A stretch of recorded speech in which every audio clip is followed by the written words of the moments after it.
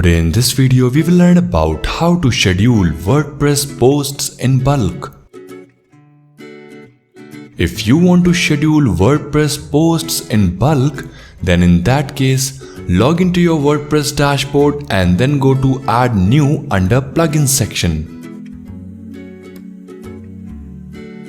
Now here search for a new plugin on the top right corner, that is Auto Post Scheduler.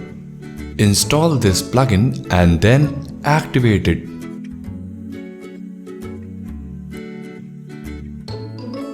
Once this plugin is activated successfully, now here go to your Auto Post Scheduler, which is visible under Settings section, and then you can schedule your auto post to 8 hours or 9 hours or whatever you would like to.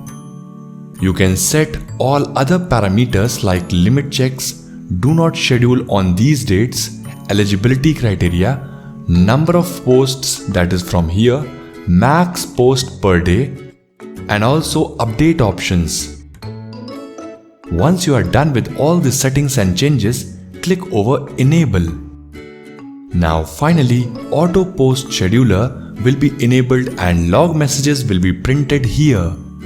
These log will help you to track down the activities of this plugin.